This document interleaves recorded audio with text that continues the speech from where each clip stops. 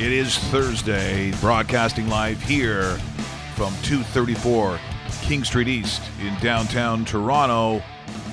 And by the way, happy OJ Day. OJ Day? Yeah. That's what I'm saying. And no, I'm not referring to orange juice. Nope. So, as much as you may not think this is a big deal, try watching television at some point, or if you have, and you're listening to the podcast, or 1 o'clock this afternoon, the helicopters will come out. And trust me, it will be OJ Arama for, oh man, hours. So till midnight. So does OJ lead newscasts across Canada? Canada, not because this is taking place in Nevada. Yeah, I think it does. I think it really is? Unless something else pops up. I mean, look, here in Ontario, where one of the big foundations just did their annual report on the disgusting cost that we have for hydro in one of the, probably in terms of natural resources, one of the richest places on the planet.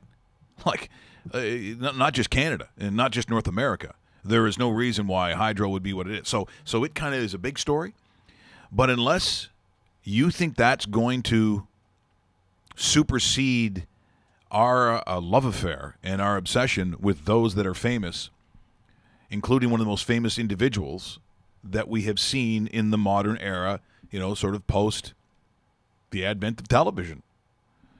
If you think I'm lying, well, just go to put in OJ, type it in, put it in Google, put it in Yahoo. Just go anywhere without seeing OJ today. And once again, it goes live at 1. I was just listening to a local news talk station here in Toronto. And they said, by the way, they were kind of throwing it away like, another OJ thing. Are people really sick of it? And then the last part of the sentence, and we'll be covering it live. Yeah. Are people sick of it? Okay. So I'm telling you right now, this will be the dominating story of the day. And again, it's interesting in perspective, Dave. Some of those that we're talking about, that those under a certain age don't care. Well, under a certain age, what do they care about? I mean, we're talking about a generation that has the entire world in their hands, like literally with their thumbs are looking at the world, and anything that conceivably be thought of shows up in the palm of your hand. History is one of those things that is wasted on the young. I mean, just think about when you were in high school. How good were you like in history?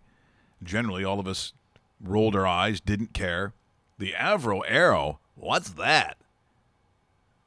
Dave, do you know what that is? The Avro Arrow? This guy over here was good at history. Oh, No, he wasn't. Nobody was.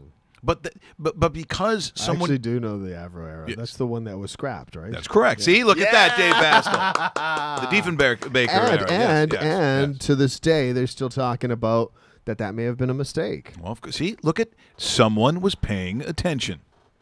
Just before he went to St. Boniface and laid waste to a lot of very upset girls who never recovered. You sound like you're from Manitoba the way you pronounce that. That's Dave, pretty good. Yeah. You know I'm fitting in where I go. I know you are. So, because an athlete didn't play in your era, you don't know anything about it or you're bored by it? Look, I know who George Washington was. I heard of the Second World War, but was not born during that time. But I do know about those things. So the fact that OJ is 70 years old, it's kind of not like you're just talking about a random 70-year-old former football player that somehow is in trouble. You're talking about OJ Simpson. You don't have to say the Simpson part. Do you know how many athletes in my time?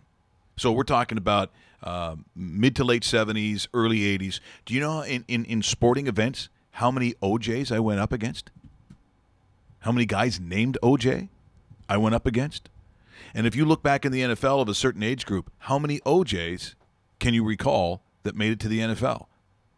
It wasn't because the randomness of picking the letter O and J because of what? There are a lot of Orenthals at that time. It was OJ because of OJ. OJ falls into a category of, and this is just according to, and again, it's based on life experience. OJ and before you would just say Ali, Muhammad Ali, Pele, famous athletes of, and I'm saying significance in the world and world renowned. Okay, so just by first name. So OJ, Pele, I'm saying you can't say just Muhammad. Timo may not be on that list. Dale. But see, well, Dale was in St. Boniface. It was enormous. I think in Barrie now, also very big. Very big. Dale. And you know what? He's going to the NHL soon. You watch. But there's very few people that fit into a category when you mention either letters or a name that worldwide they know who you're talking about. Because it's hard, because it's based on your current life experience. So if you weren't around that time, what does Pele mean to you? But if you don't know who Pele is, Dave, I'm looking at you sideways. Even if you're 20 years old, do you really not know who Pele was? Russell? I know. Yeah. Oh, he's going, oh, like I know. Okay, what country is he from? Brazil. Oh, What number was he? 9. Oh, see. Okay. Look at the smarts on this show. See, and Goddamn smart. And we don't tell him what we're asking beforehand. This guy knew it was, so that's good. That's you know good. what? I think we should get Jess in here. Yeah, see, she's getting all She scared doesn't now know. because she hasn't been on the show in a while, and I think people are getting upset. They're probably thinking Russell did something bad. Probably went all John Wayne Gacy, and all of a sudden we don't see Jess anymore. Why does Russell have all those bags of lime in his car? No, Jess is still alive, just so you know. She's a little tired this morning, though, I think. Gee, I wonder why that would be. First, when I came in this morning, I thought I heard, at first from a distance, I thought, is she playing Sex Pistols? What happened? No, it wasn't Sex Pistols. We'll talk about some of that music later, though, because that was good music. Of all the mornings that we've come in here, this has been my favorite morning musically. Yeah. I would say. Yeah, because yesterday I wanted to, End it? well, smash it. Yeah, I think it was Bob Dylan that was on the other day, and I'm like, There's just so many songs I can hear about. My ex running off with my dog and my. But you know what I mean? I never get the Dylan thing. And again, okay, so maybe that's just Jess is younger than me, and she likes it. Yes. But every time I hear that plucky folk guitar, and he's like, there's a guy named Jimmy. He burned his hands in the fucking fire. I'm like, oh, okay, all right. I gotta tell you, you know something? Not interested in your fucking story. Not interested in Jimmy. His mom grew flowers in the back of the garden. Okay, Bob. Just anything else? Or just you're just taking handfuls of drugs now and just randomly looking around the room singing about shit. Hey, Russell with the blue shirt on, sitting down with his brown pants. You almost sound like the lead singer of Dire Straits as well. Well, they all copied him. Well, you're saying that, what was it, Blue Rodeo? Winds of swing. When Blue Rodeo was singing the songs? And Harry don't mind if We he doesn't are lost make together. the team. Yeah, true, eh? Yeah. See, it's because We there's should influence have there. called Cuddy on that. No way. No way. I'm not doing that. And it would be the first time he's heard that, but I'm not doing that. Yeah. I mean, again, so you talk about influences. O.J. Simpson was the first, at least to my mind, an athlete that was a brand. Because Hertz ran a car, he did the movies. Those are good commercials too. When he's running around the airport, they were huge. Nobody's getting them. Remember the old lady? Run, O.J., run. That was the big thing. He goes in the Police Squad movies. A massive, marketable athlete, tall, good-looking guy, and then this is where the weirdness sets in culture in the United States. Did he or did he not talk like an African American? Well, people would say, well, what is an African American supposed to talk like? There would be a great faction that would say, not like that. Marries a white woman, a gorgeous blonde white woman, lives in an area that is predominantly going to be almost all white. There was a real pushback from the community about, well, OJ's supposed to be, someone who should be an example. He felt he was. But in this day and age, that would be looked upon. I'm not saying that they said he was an Uncle Tom, but you can bet in that time, Dave, there would be those in the black community that would have felt that he had sold out. That he was reaching for the white man goals. Mm-hmm. And here he is now sitting. You always see it's always like bloodshot eyes, hair has grayed. Obviously, he's 70 years old. 70 years old. and he will be the dominating story in North America, bar none. You don't think, though, it shows up on the BBC, some of those other networks around the world? It's O.J. Simpson. If someone said, geez, I can't believe it, but in Moscow, it actually was like story number 17, no, I'd believe it. Now, of course, the first story would be, leading top story, poll of most funny person ever in world. Lenin, number one, Really? followed by Putin, also very funny. Boy, top 2 again. Yeah. Those guys dominate. Stalin was considered not as funny.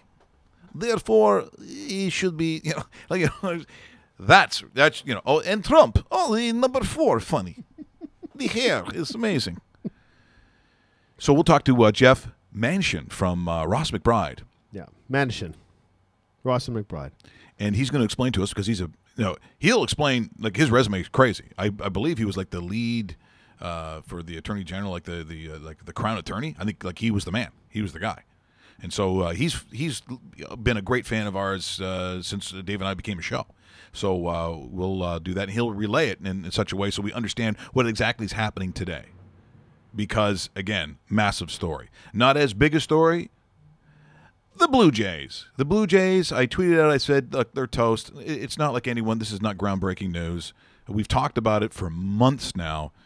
And again, the phrase I always use, if this was a television show, a series, Dave, then this is the last year of that show. Yeah. It is over. Now, the only problem I see, and a lot of problem for the Blue Jays, is that they have found themselves now in that weirdly, I don't even know if they're in the middle anymore. I don't know if you talk about being sort of the middle of the entire American League. Now, I'm not saying just the East. I'm just saying the American League. You're probably middle to lower middle at this point. And now you've got a bunch of contracts that I don't know how easy it is to get rid of them. So if you're looking at an Aaron Sanchez, when we're talking about blister issues now, what is Jose Bautista worth to someone who's probably going to have a playoff run? Don't think he's going to Houston, though. Would he? Would they? Ooh, that'd be interesting. Well, we knew if it was the other way around, he wouldn't be going to Texas. Well, that I'd love to see. No. I'd love to see him go to Texas. No, so would I. I'd like to have cameras on him all the time, too, entering that dressing room for the first time. You know what? Honestly, when we saw the Tigers trade J.D. Martinez to Arizona and they got back 3 nobodies, J.D. Martinez is actually having a decent year. He's younger than Jose Bautista, so I'm guessing if Bautista were to move and agrees to it and goes to a contender and so forth, the Jays aren't going to get anything of significance back. So you sit there and you go, is it worth doing? Is it, you know what I mean? Like it's even with this Yankees trade, it's funny. They trade away 3 prospects to the White Sox. Out of the 3, one of them has a potential of being something. The other 2 are complete fly-ins, and you kind of sit there and you go, well, good luck to you. You're a White Sox now. You really, in this era of sport, it's not a bona fide sort of blue chip scenario as much as we like to think it is. When we start talking about draft picks, when we start talking about certain assets, that's really what we call them at times. For that to come through, that is a short list, my friends.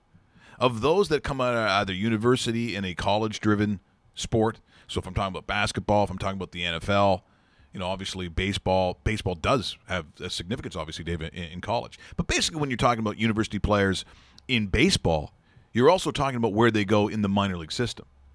Like, are there examples of guys who have come out? Sure, but generally baseball doesn't work like it does in football, where you say, okay, there's Andrew Luck. He's going to be the number 1 guy. So in terms of okay, so let's look at the Dickey deal, right? So let's go back and look at AA and the deal that he did with the Mets. What went the other way? And what came this way? So Jose Reyes, who was literally being held together by duct tape at that point. Yep. You had R.A. Dickey, who had the freakishly good year, a knuckleballer, so you're kind of taking your chances. But didn't Syndergaard go the other way? Reyes came from Florida. Oh, came from Florida. Yeah. Or Miami, as you would say. Is that Miami. Well, if you're Harlan Sanders. Not Miami, but Miami. Or you're growing a lot of cotton down there, David. but yes, Dickey was the piece that came this way. The Blue Jays gave up some nobody named Noah Syndergaard, Syndergaard, who just happens to throw like 110 on the gun. was having some sort of problems, though, but he will get back on track. And Travis d'Arnaud, the young catcher, who probably would be a starter for the Blue Jays right now and a lot cheaper option than Russell Martin. Maybe not as good defensively speaking. Minimum, a backup catcher for the Blue Jays. So they did give away 2 nice pieces for a guy that kind of came here and, well, let's just face it, he was a 500 pitcher at best, and at the best of times, he was a garbage number 4. Like, if you're the only guy, literally, who throws what you throw, that's a 50-50 proposition to me in any scenario. If what you do is 50-50, then how long does it last? And, you know, for what you think is coming the other way, and the Blue Jays, and this is what they're really going to have to decide. For those that you may want to dish, like Tulowitzki, and you can't, because no one's taking that contract. Nope. But then you're looking at the age of the guys that you have. You mentioned Russell Martin. You're looking at Jose Bautista. We're talking about major, like 2-3 years ago, if we're mentioning these names, these are names that people are crying like it's the second coming of Jesus. If we start talking about Jose Bautista, of course, Encarnacion is gone, but Russell Martin, a big part of that. Now you're getting down to a point in a franchise where it's almost reached that cycle. Just how deep you go. Now, do you tear it all down? I don't think that's going to happen. But if you can't go all the way, what does that leave you? Because, like, at some point, like, look, the whole league would be interested in Josh Donaldson. So it's not about whether you want to keep him or not, or who's interested. Anyone would be interested in Josh Donaldson.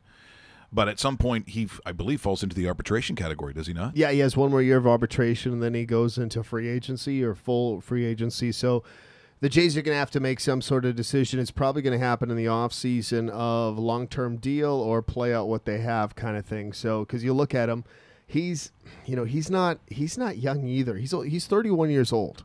And we talk about Tulowitzki and Martin being older guys. Well, Tulowitzki's 32. Now, the only thing Donaldson has going for him is he was a late bloomer, so he never really started his bona fide major league career until he was 26, 27. These guys like Tulowitzki, Martin, they were in the majors in their early 20s. Martin, by the way, 34, but the wear and tear on the body, may as well be 44. Because I'm surprised that you said he was that age. Yeah. I thought he was a little older than that. No, because this guy's been through wars on the baseball diamond. So, you know what? Jose Bautista, 36, feels like 40. Kendrys Morales, 34, looks like he's 45. I mean, this is not a very young team. And if you mention some of these players, we'll just try something here. Yeah, I'll be Jerry Howarth. Okay. You mention some of the players, and I'll say, and Jerry will give his assessment of those players. Well, let's try that. Okay. Well, Jerry, what I'm looking at is, I'm not looking at a total teardown, Jerry, but I'd like to see Marco Estrada and guys like Francisco Liriano find other clubs. Well, let's just start right there. Francisco Liriano's a piece of garbage. He couldn't throw a piece of poo. Although that's very difficult, so maybe I'll go to something else here. You mentioned Marco Estrada. What a thief. I mean, hold on to your wallet. Yes, sirree. That guy, I wouldn't trust him in my grandma's house. Next thing you know, silverware is gone. Going, and there she goes. Would you give up on a Russell Martin, Jerry? Absolutely. Really old, too. We went to, this is a funny story. We went to Fillmore's the other night, and we were getting down. I said, come on, Russo. That's what I like to call him. And I'm making it rain. And he was like, oh, my back. And I go, you piece of shit. You're fucking wrecking everything. Cooler Russell Martin, Russell roast beef. Oh, I love me some roast beef. Oh, yeah. That, Russell, we went to For Your Eyes Only. It's just down the street. A lot of people there. I think that night there was 4,122. The time of the dance was 2 hours and 22 minutes. And Russ was out there, and guess what? He was hanging it out like, hey, I'm just trolling with my bait. And it wasn't bait, as you know. No, was it? That was his wiener. Final question. Final question for you, Jerry. Yes, sirree. Jose Bautista. What could possibly happen if this guy were to be traded to the Texas Rangers? Well, what could hopefully he jumps out in front of the traffic, because that's the only way people would stop for him, because he's terrible. He's old. He's got a stupid beard. I'm pretty sure it's put on with magic marker. I mean, who likes that look? What are you, Captain Morgan? Fuck off. Thanks, Jerry. Yeah, thanks, Jerry. Wasn't expecting Right, an appearance by Jerry. No, but he knows a lot of stuff. He does. I don't think there's nothing wrong about that. By the way, let's get to last night's game. I don't think this is being called by Jerry Howard, but it really was a bit of a pounding. Again, blister issue. Pedroia here. This is in what inning are we talking about here? This is the bottom of the second. Pedroia at the plate, and early troubles for the Blue Jays in Boston. And once again, courtesy and property of Major League Baseball. 1-1. Swing and a fly ball left center field, sinking fast, and he gets down for a hit. Pierce grabs it on a hop. 2 runs have scored. The throw, Benintendi dives back into second base, and he is safe on a close play. Rounded second, much too far, but he got away with it. 2-run score on the blue pit by Pedroia, and the Red Sox lead it 4-0. That makes Petey 5 for 8 with 11 RBIs in bases loaded situations. He's 47th and 48 runs batted in. Good player there. I mean, maybe you could do that accent for us, Dave. I mean, because you did the Miami one there a little while ago. Okay, here is what I find really strange. For years, I've pounded on the Tropicana for how bad that facility is. Not only is it weird because of the massive concrete that you see that surrounds like half the building, Dave, you can always hear like the air conditioning. But it's the field. It's the field turf they have. So it's fake grass. But it always looks like it's dying. And then even the infield, the dirt in the infield looks like they found some on the side of the road before the game started, or maybe they got some gravel from the parking lot. Like it's just a dump. A horrible, stinking dump. And you're right. Maybe the sooner it becomes property up north of the Montreal Expos, we'll be happy. Not that they're bragging about their current facility because it's probably almost as bad. And occasionally with falling concrete, people don't live. But are you telling me that after this instance, so this is, was it Steven Souza Jr.? Yeah, if you're Steven Souza, you need to carry that on and put a junior? Really? Okay. Steven, let's keep the ego in check, okay? Don't think we need the junior. But he goes in. This is in Oakland. So once again, courtesy of Fox Sports, this is the Rays and property of Major League Baseball. This slide, not what you were looking for. Off man aboard, Souza on the move. Oh! Swing and a miss, and the throw down. He is out at second base. Ouch. Souza What was that slide? sliding and appears Weird slide. to have jammed something as he gets up limping. But look at the There's slide. Kevin Cash, along with Ron Porterfield, headed out. Yeah, okay, look. Well, there's the swing through, and you're going to see Souza Jr. awkwardly slide into second base. See, kind of right there. It starts, got that back leg down, almost acted like an anchor. But look where. And kind of slowed him up right And look, there as he he's going stops. with the left foot, and he comes up a little bit awkwardly and immediately feels something. Okay, so let me ask you this question when you're looking at it. Now, you can tell that dirt is wet. So I'm assuming, Dave, at some point in your professional career, if you're a baseball player, you've played at least once in 20-something years where maybe had it rained beforehand, you got wet. So wouldn't you adjust or the kind of slide? Because that slide, maybe if it's like powdered dirt or what you're used to, maybe it's not so bad. But the way that he went into it, that slide had no chance. And therefore, why would you turn around? This is what I think is interesting. Someone who plays for Tampa Bay is blaming the field conditions somewhere else for the injury. You're blaming the field conditions somewhere else. I just find that to be a sentence that I would never have said. No, you know what? And those are two of the worst fields when you talk about Oakland, Tampa Bay. Honestly, Mike, when you look at the conditions of it and the way, the slide was kind of weird, but maybe he wasn't able to dig right through. A proper infield doesn't have a lot of turf, and a proper infield is wet down with hoses before, just to prevent any kind of dust or anything like that. But when you look at it, I don't know. I'd have to know more about the actual play itself, but it almost looks like he doesn't. He slides way too early. First of all, way too early. Second of all, you know what? He probably should have given himself up early if that because the ball was there already. But see, because with the rule changes, the field does look like crap, though. No, it does. No question. There's no question that it was. But I'm saying as a professional baseball player who's probably been around that kind of condition beforehand, what is your decision upon heading to second base with the rule change, right? Because they can't get in front of you anymore. So why, if I think that it's going to be tight, why don't I just go head first? Yep. Now, a lot of guys would say, you're not going head first into second base. But with the rule change, they can't, right? Isn't that they can't necessarily get in? Like, there's all those rules about, number one, you taking out a guy. Mm-hmm. Well, why wouldn't I just go hard into the bag then? Because he goes on the outside a little bit. And I'm like, you don't have to do that. Like, well, if he goes hard at the player, he's the one that's not at the player, but I'm just saying at the bag. Right. But the player's usually in front of the bag, though, right? We should look at that again and see where he was. But I just think that there's the combination of, yes, it is the field conditions, but it's never good in Rusty, let's fire it up one more time. In Oakland, Alameda, because that's still where they are, right? Yes, I mean, correct. It's, home of the Raiders, home of the Athletics. Yeah, so let's just look at that slide one more time, and you tell me. Off man aboard, Souza on the move, swing and a miss, and the throw down. He is out at second base. It's just the nature of the slide, I think. Souza.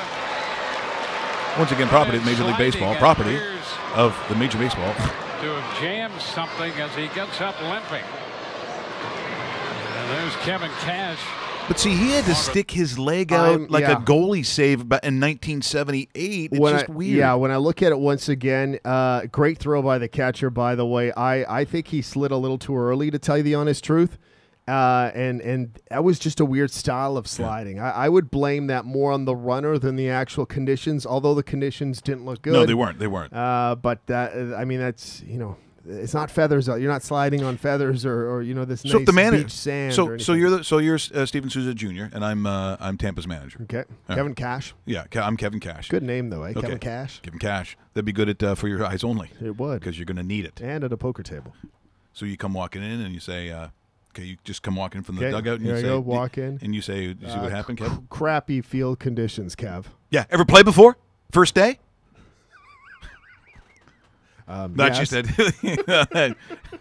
Wasn't expecting that answer. Wow, that manager, he's tough. Man, is he ever?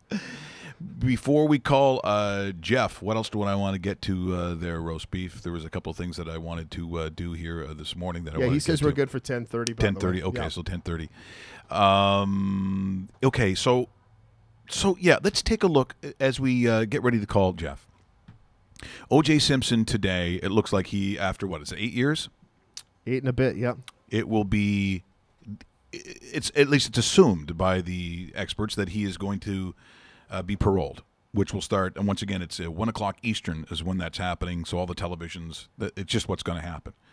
But when you talk about O.J. Simpson now, in any conversation, and it almost doesn't matter what the age group is, if I say O.J.,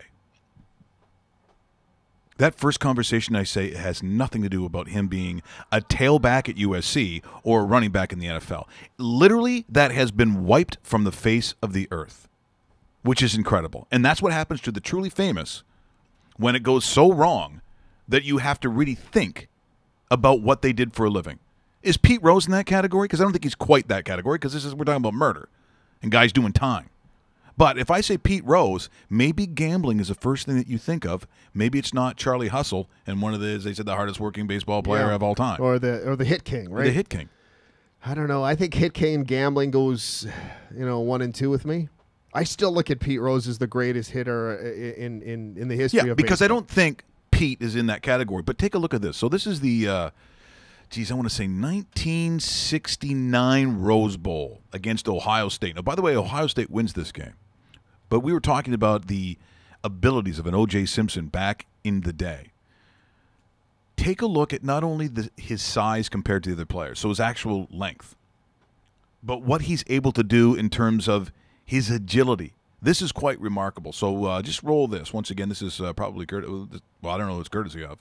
It's NCAA footage when it was still the Pac-8. On their 20, they're ahead 3-0. Watch this. Catching the Simpson. 25, 30, look out! He runs 109 forward. They won't get him. He's being convoyed in. 80 yards for O.J. Simpson. Incredible. I mean, that was the juice. Now, you have to remember at that time, he also was the Heisman winner. He was the captain of that team. Fast forward to 1973. And in the day before the advent of sports television, you had things like Pro Football Week, right? So you'd watch on ABC or NBC, one of those channels, and you would get to see, it was probably WGRZ here in I think that's where it was, or WBEN, Channel 4 in the Toronto area out of Buffalo. But take a look. This is the Joe Ferguson team. So this is 1973, and watch OJ. This is the man that I knew. Simpson rang up another 100-yard gain to bring his total to 1,447 yards for the season.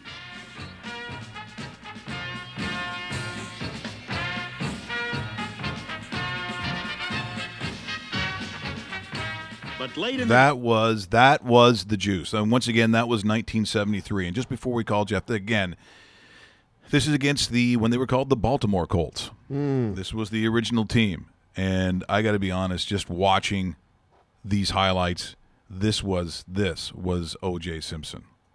Larry Watkins with a 10-yard strike. Here he comes. Watch this. In the Bills' backfield, a fellow by the name of Simpson also got into the scoring act.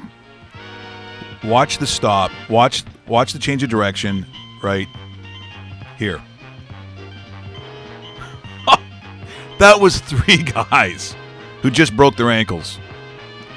Another cut. It was a thing of beauty, folks. Truly. Simpson's 78-yard touchdown run rounded out an afternoon of 22 carries for 166 yards and 2 touchdowns. It brought his season rushing total to over 800 yards in only 5 games. A performance that has helped the Bills to a 4-1 record and a tie with the Dolphins for first place in the AFC East.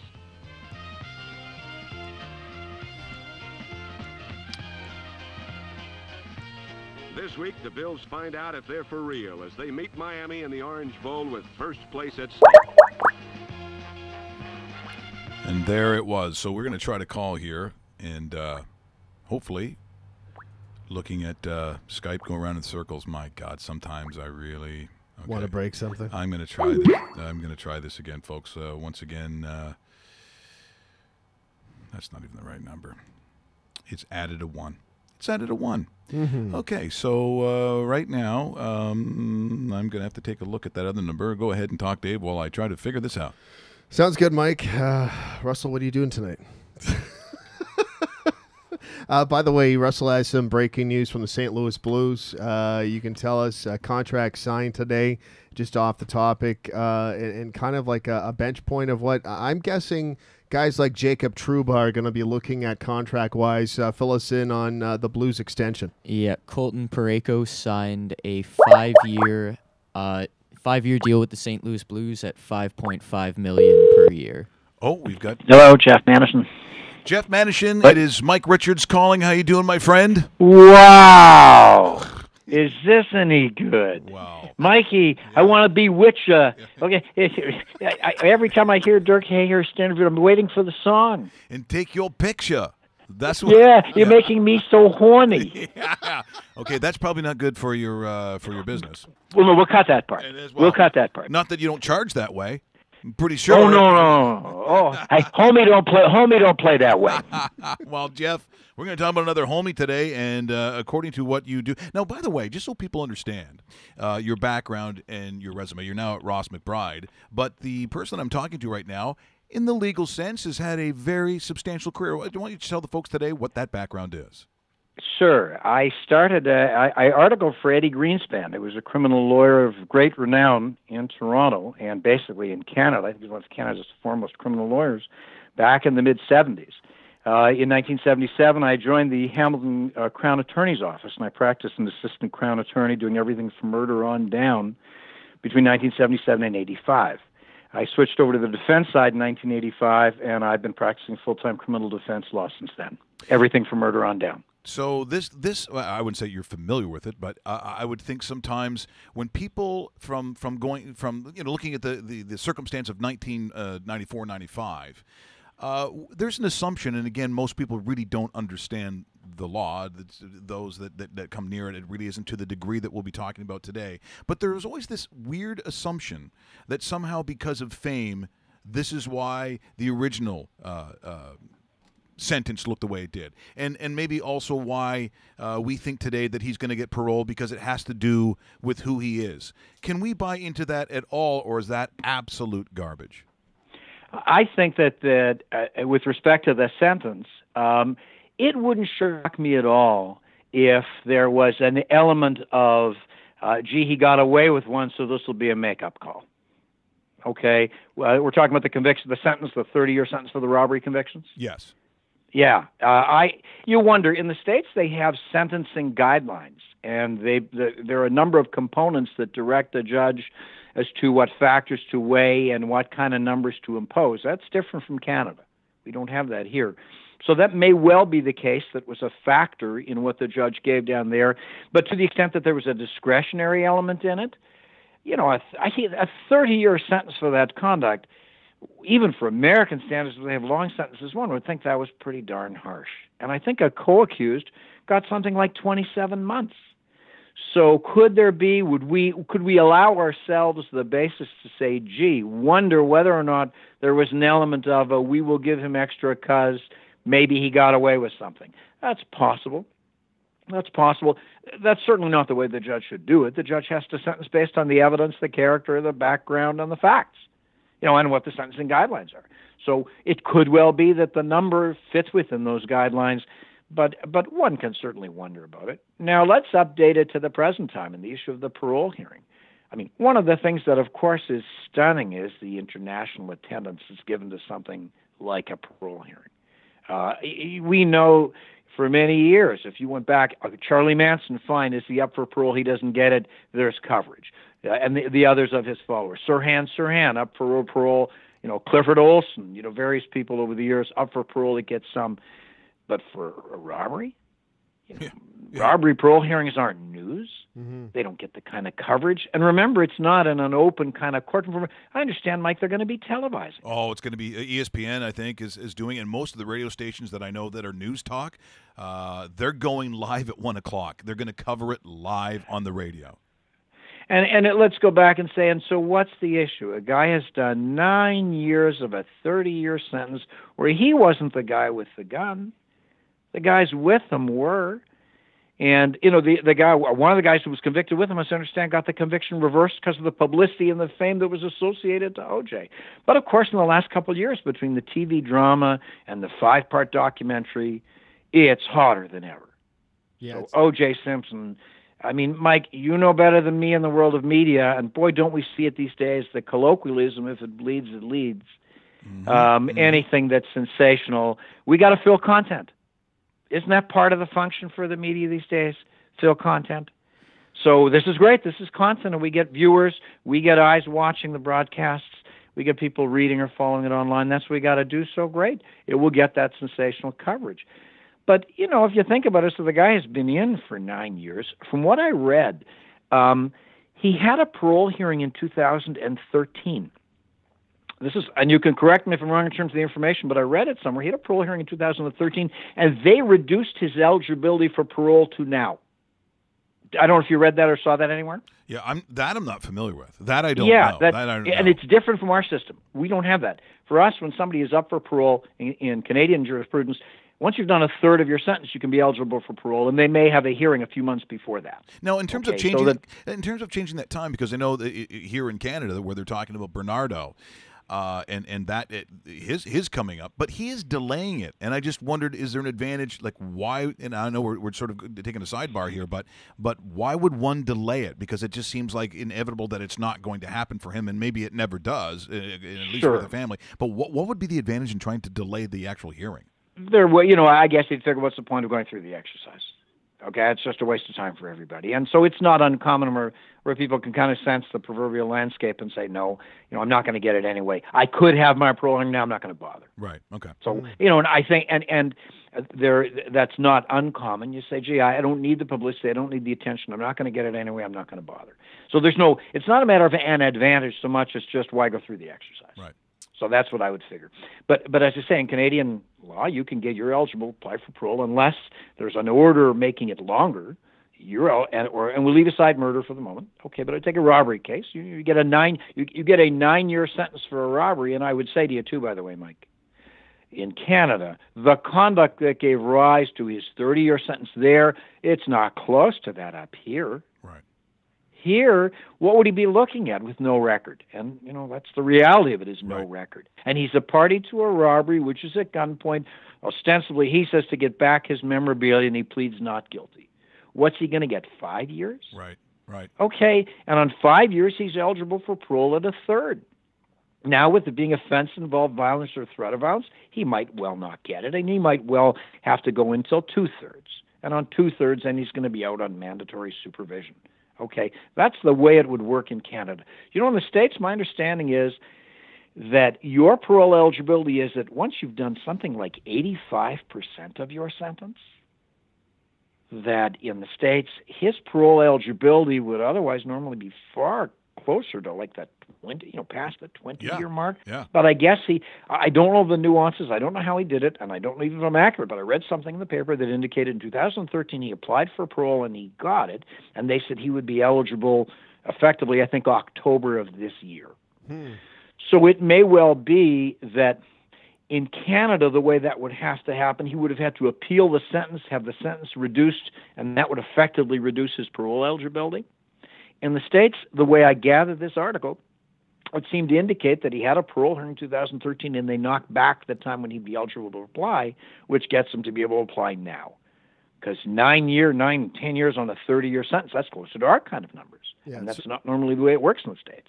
But I believe, from what I read in the paper, and didn't Will Rogers say, all I know is what I read in the papers, right, that something happened whereby he's been able to get an opportunity for parole earlier.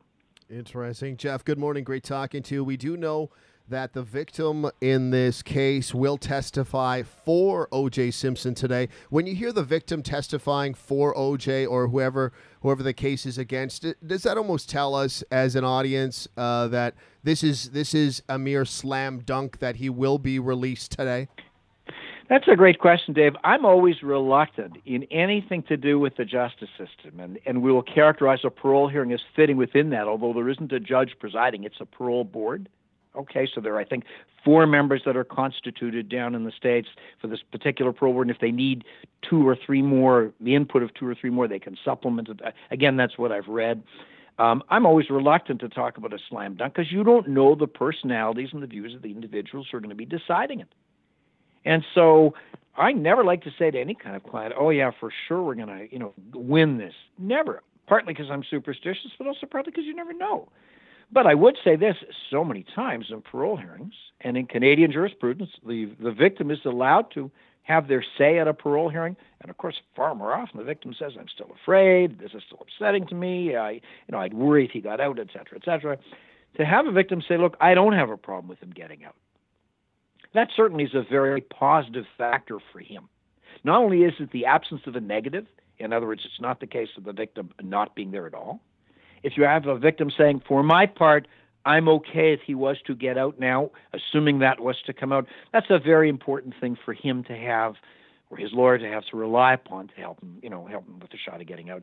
One feature that's important to keep in mind, too, and the question of what role does the victim have, and certainly our laws now permit it, the time to be able to deal with the potential for we'll call it the punishment, the sanction of the behavior for the individual. Okay, potential rehabilitation, public reaction to the offense, need to repudiate the behavior, need for deterrence and all, is at the time of sentencing. And we allow for victim impact evidence to be an important part of the sentencing process. What about at the parole stage? Well, the parole has to do with, we're trying to say, can the person safely be released from the community, subject to restrictions and controls on his or her behavior? Well, if the victim says, 10 years ago I was robbed, it was scary. Well, how much do you weigh that into the risk now? Mm-hmm. One might say it doesn't really directly connect to the issue of the parole. Well, does that mean, Jeff, permitted? How do you weigh it? Jeff, does that mean that really what we're talking about here today, when it actually comes to all those cameras in the 2-hour probably pre-parole hearing that they're going to have in the 5 hours afterwards to break it down, could this actually be a very short circumstance in terms of the actual minutes that we're talking about, that it's deemed that he will be paroled? Will this be relatively short? I think that's possible. I think that if you have, for example, let's walk through it. So the victim says, look, I don't have any problem if he was to get out. And I believe, again, this is what I read in the paper, there was something to suggest that the district attorney who prosecuted him could potentially provide a report input or otherwise, and I don't think that's going to happen. I'm not sure if it's because the person's passed away or they just aren't going to do that. But what they'll do is the board will have the reports available for how he's been within the institution. What kind of activities he's done? Has there been anything in the way of any kind of discipline? Has he done programs he's needed to do? Has he been a model inmate, as we seem to have heard, and so forth? What do they have in terms of a release plan for him? If he's to go into the community, where's he going to live? What's he going to do, etc.? And the opinions of any psychologists and correctional staff and so forth. The kind of reports that will be needed for a parole board to decide the potential issues that will relate to do we believe it's we'll call it a manageable risk? Do we feel that if he's going to return to the community, subject to controls, that can happen with a proper level of safety for the community? Well, I'll tell you. That's the issue. I'll tell you what I've learned here today, Jeff, with our time. I know what I've learned today. I like to do that. I like to recap on the things that you've said and what I've taken from it. And it's this. And speaking specifically to Canada, I'm going to start stealing stuff. I'm going to start stealing stuff because after you told me what goes on and basically what I'd be held accountable for, 5 years, I do some good time. I might even only spend like a year with good behavior. So why not steal? You could represent me. I could go in. You know what I'm saying? I think I get. Wow, Mike. Yeah. I not only, and again, I'll speak as a former Crown attorney. I'll speak as somebody who's in court all the time. Yes. The disruption on your life if you went out and committed some offenses. And I'll give you, let's take, for example, theft. You want to raise that, okay? Yeah. And for the sake of our discussion, let's say it's theft for which you get a year in jail. Do you like going to the States, Mike? Yeah, I do. How about never getting to go again? That would hurt me. Oh, really? That would hurt me very badly. Okay, so what do you think, again, with respect to the theft part? Because I will tell you that the U.S., if you commit an offense, that they use the phrase a crime of moral turpitude. Literally, that's the language they use. That's turpitude, not turpentine. That's a big word. An offense that has, I like to say it like Sheldon Leonard would say it. It's a crime of moral turpitude. You have to say turpitude. You can't just say it with the New York act, turpitude, okay? Turpitude doesn't cut it. So turpitude, a crime that has a crime of dishonesty like theft would fit. And if you got a jail sentence, even 30 days, you would be ineligible for travel to the United States indefinitely. That's not You'd have to apply for a waiver to get in. Think of that as a deterrent for you committing a crime. And how about if you've got no record and you'd like to get a job, but now you have a record? Do you know the number of places they ask you got a criminal record? You can't get a job? So let me say to you, as a member of somebody participating in the justice system, I would never encourage anybody, directly, indirectly, or otherwise, to commit a crime. I'd like to discourage them. Well, then I better check. And my job, you'd come to me saying, look, I've screwed up, I've gotten in trouble, what can you do to get me out of this mess? And the stress I see from clients who have screwed up, okay, it's very real. And it's a very real challenge because it can have a life-altering effect. So I use the phrase sometimes, Mike, have the mythical criminal lawyer on your shoulder when you're thinking of what to do. You say, gee, what would my mythical criminal lawyer advise me? Should I or shouldn't I? Okay, well then. It doesn't help to say. What I'm going to do now is I'm checking Russell Graham's background because we did not do that, and I have a feeling that he has stolen in his lifetime. I'm just saying. Yeah. Gosh, yeah. That's good background. Yeah. So. Hey, Jeff, thanks so much for joining us here and explaining sort of things that we obviously couldn't. But it just sounds like, at least in your opinion, if the sentence was a make good, but I think also in this, with what should have been 30 years ends up being like, 8 and change or 9, there's I don't know. It must make people think, of the legal system south of the border. That that's really wonky. That is. Well, the way it phrased it is this: 8 or 9 for that is more than plenty. That's number one. Number two, if he gets parole now, I'm going to suggest to you, I don't believe it will be because of the fame. In fact, I'll venture to say it's going to be in spite of the fame. It's going to be in spite of the fame because a parole board member is going to say, gee, there are going to be members of the public saying, how can you let this guy out when everybody knows he was a murderer? Think of that. Be the parole board member for a sec. And you're going to have to use your, I'll call it strength of character, integrity, to say, no, on the test I have to apply, and on the evidence I have before me, and applying the law with respect to whether somebody should or shouldn't be released, he's a good candidate to be released. Do I think on everything that I've read he is a good candidate to be released? Like, should he get parole and what I've read? It looks like it. Yeah. It looks like it, yeah. Yeah, okay, and I'm going to park the issue of the fame. I'm going to park the issue of any beliefs about what happened in the past, and I'm going to apply it objectively. And isn't that what we want from a justice system? Well, that's just apply it that's objectively. What we hope for. That's what we hope for. Yeah, that's what you want. So if you apply it objectively, you say, all right, on the objective information we have, is he a good candidate to get parole? Yeah, he is. Jeff, so thanks. We'll see what they do. We've got to run here, but appreciate the time, my friend, joining us and explaining those things, and hopefully you don't see me as a client at some point. Well, and in fact, let's do it this way, Mike. Okay, I'm still waiting for my theme song. Okay, all right. I want my theme. Law and Order theme doesn't cut it. I want a lyric. You can pick the parody, and we'll find other law topics in the future because it's so much fun talking with you guys. I'm sure it is. Hey, Jeff, you take care. Thanks so much. We'll talk to you again soon. Okay, best regards, guys. Good chatting, Dave. Bye.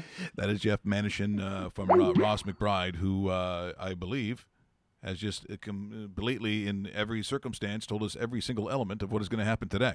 That conversation is going to go longer than what the actual parole hearing is going to be. I can guarantee you that. But isn't it interesting, though, for someone, as I said, you work with Eddie Greenspan. I mean, that's pretty big on your resume. But I also think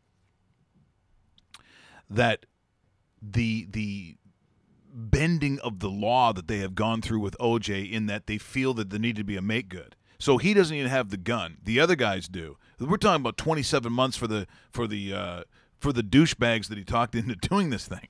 You have to remember. He said, "Well, you do this, and you take the gun, and you blah blah blah, and I'll just get my stuff." That's what he did. And so these guys get 27 months. I get 30 years. And then at some point, 9 years go by, and they're like, yeah, you're good. Because that's not even close, as he said. I mean, you got to do almost 85% of your sentence. And he's doing 9, and he's going to walk. And today, that being Thursday at 1 p.m. Eastern, the helicopters with the cameras will be out there. The TMZ people will be there. All the freaks are going to be out there with the cameras. And this thing is going live everywhere in North America. Let me ask you this. If everything goes the way we think it's going to go and this guy does get his release and so forth, what happens to him when he's back in society? Does he re-enter media with some sort of reality show? Does he stay quiet and you never hear from him again? He's already 70 years old. But that's a good point, Dave, because when you think about it, his ability to raise money or to get funds is going to be so limited that if he goes to who name the network, it could be a goofy one. Well, that's the Let's thing. say it's FX. Let's say if it's... And there's a lot of networks out there that will say, yeah, we want OJ on because OJ equals what we're going to see this afternoon. If it's the troubles with OJ, OJ and Caitlyn, here's a show for you. You mean they're a couple now? Because when you're 70 years old, you it's too bad for his sake anyway, that he spent the last decade in prison, but... Yeah, you hope there's a lot more left of life, right? In this age, where could he live till 90? Could he? Do you know what I mean? He obviously to even exist on this planet. I think he probably still needs to do something. That's what I'm saying. So I think people might think it's ridiculous that you would make that call, but to think it's going to be life with OJ or whatever, is that really that far a stretch in this day and age of this voyeurism we have about the famous and the unfamous? Why do you think the Housewives of Name the Town is interesting to people? As you know my feeling on it, it's not. It sucks. It's shit. I'm never going to watch it. I don't care about the Botoxed, weirdly Mick Jagger-lipped, face pulled back. Oh my God, is that domestic sparkling wine? Oh, if I had a hockey stick, trust. No, you see, there's a show about me. You got one behind you. It's called, courtesy of Blade Tape. You go right there. I'd be smacking people. I mean, I'm telling you, Gordie Howe would have loved the show. Gordie would have loved it. But you're right, Dave. In this day and age, would that sell? It probably would. Because I'm guessing that's a possibility. Also, he could go the road of Pete Rose, where he sets up tables in Vegas and does autograph signings. I don't even know if they'd let him alone. To me, that would be the feeding frenzy would be just crazy. Yeah. Because there's still people out there that consider him to be a murderer. Yep. So I don't even think safety-wise that could even happen. Because there is that element of it too. Speaking of things going off the rails, this is once again so weird. By the way, you're watching rawmike.richards.com, hopefully on the dedicated YouTube channel. We're also on Tuned In. We just have to sort of reorganize that so we make sure. I mean, it shows up, but it's still a little too late, and we want to stream live. So we're still going to work on that. I have the worst phone that has ever been made. This is made by Moto. It's the Moto Android 4. This thing is the shittiest thing that you could ever buy. Like, I don't know where it's made, but it's not a very good commercial. I'm sure in its language it must mean piece of shit. And it's also possessed. I kid you not. It does things. You guys have seen it where it actually talks to me. It goes, I'm listening. I'm listening. What are you looking for? Are you talking to me? Yeah! Like, I just hate it. Now, and I've seen this before, it kind of text stuff, but now it's actually doing words. This thing is doing this. You can see on the screen. This was to Coach Frank yesterday. He phoned me and goes, what is this?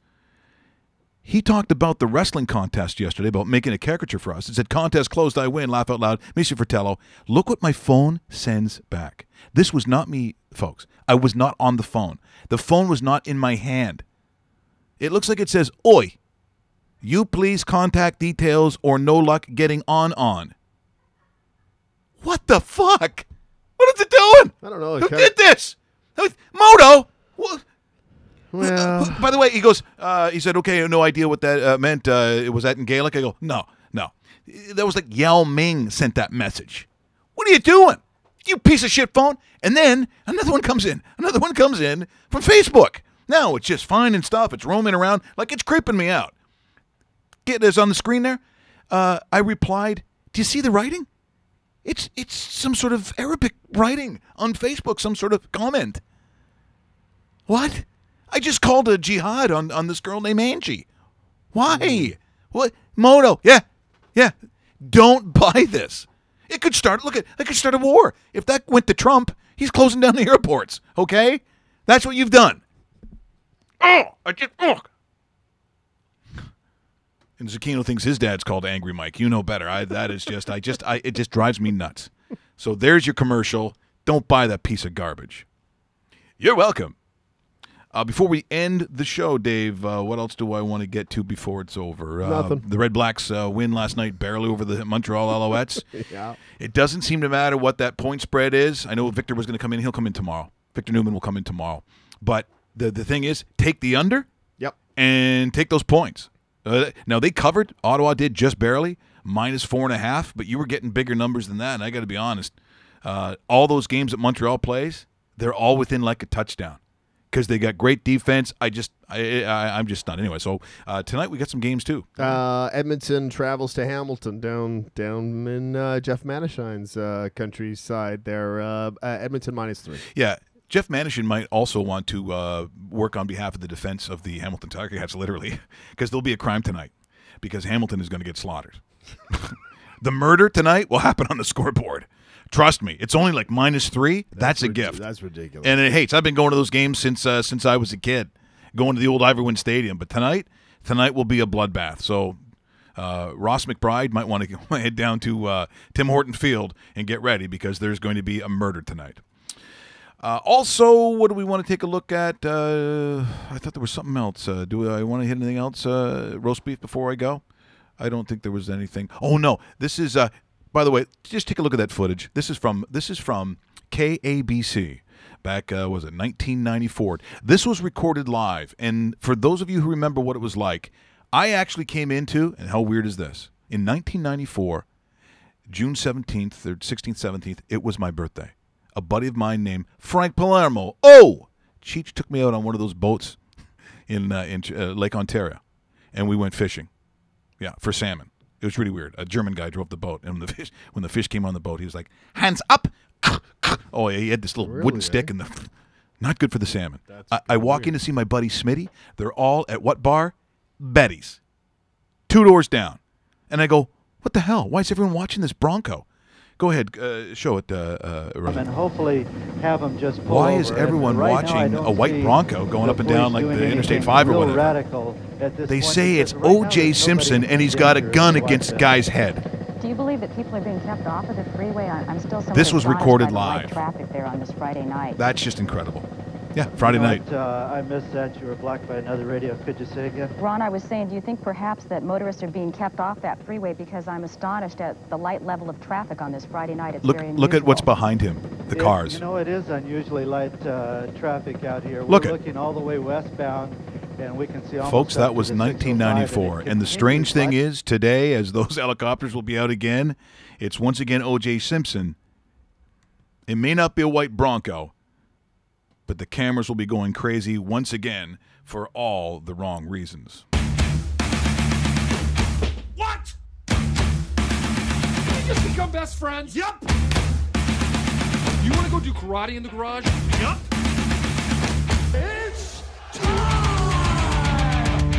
Do you think there'll be any freaks out there? Free OJ. Free OJ. Of course there will be. There always is, isn't there? They might be just looking for, like, Minute Maid. I don't know. Why, are you people thirsty?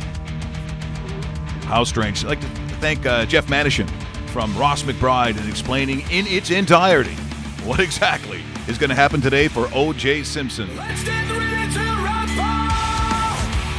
Tomorrow we'll look at some more numbers.